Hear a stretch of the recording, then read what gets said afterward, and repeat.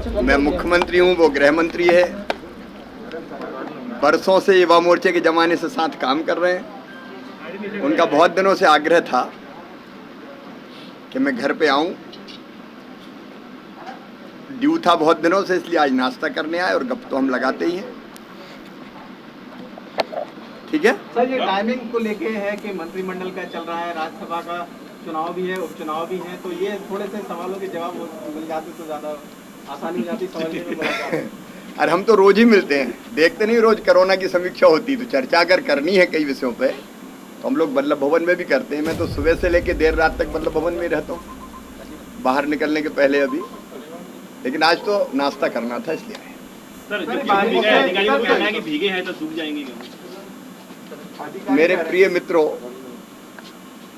इन विपरीत परिस्थितियों में जब कोरोना फैला हुआ था, उस सरकार ने जो तब थी कोरोना की चिंता की नहीं। वो सरकार जो तब थी, उनसे धान खरीदी नहीं गई। मध्य प्रदेश में रिकॉर्ड बना है, रिकॉर्ड 1,26,00,000 मीट्रिक टन गेहूं हम खरीद चुके हैं, बावजूद इसके कि कमलनाथ सरकार ने कोई व्यवस्था ही नहीं की थी खरीदी की। ढंग से बारदानों तक का इंतजाम नहीं था। हमने 100 लाख मीट्रिक टन की तैयारी की आते ही आनन फानन में, और 126 लाख मीट्रिक टन खरीद लिया। निसर्ग आ गया बीच में। कल भी मैंने वीडियो कॉन्फ्रेंसिंग की थी, आज भी सवेरे से जानकारी ली। गेहूं सुरक्षित है, 94% का तो भंडारण हो गया है। लेकिन जो गेहूं तौला जा रहा था, आपने देखा कई जगह लाइनें थी, वो गेहूं ढकने की कोशिश की, लेकिन थोड़ा भीगा है, वो अभी सूखेगा। और मैंने कल ही कहा कि किसान भाइयों को तो चिंता करने की जरूरत नहीं, मैं काय के लिए। सर, बालेंद्र शुक्ला ज्वाइन कर रहे हैं, कांग्रेस ज्वाइन कर रहे हैं। बालेंद्र शुक्ला सर, विश्व पर्यावरण दिवस है, सर क्या संदेश? हाँ, विश्व पर्यावरण पे अभी तो मैं थोड़े दूर करूँ नहीं, मैं सोचने से नहीं। आज विश्व पर्यावरण दिवस है। यहाँ से मैं वल्लभ भवन जा रहा हूँ, वहीं मैं वृक्षारोपण करूँगा।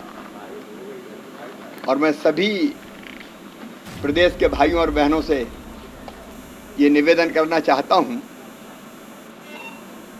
कि हम पर्यावरण को सुरक्षित रखें। एक पेड़ एक साल में जरूर लगाएं, पानी बचाएं, भूजल का स्तर बढ़े इसके लिए प्रयास करें, नदियों को स्वच्छ रखें, प्रकृति का शोषण ना करें, प्रकृति का दोहन करें। दोहन का मतलब कि जितनी भरपाई प्रकृति अपने आप कर ले उतना निकाल लें।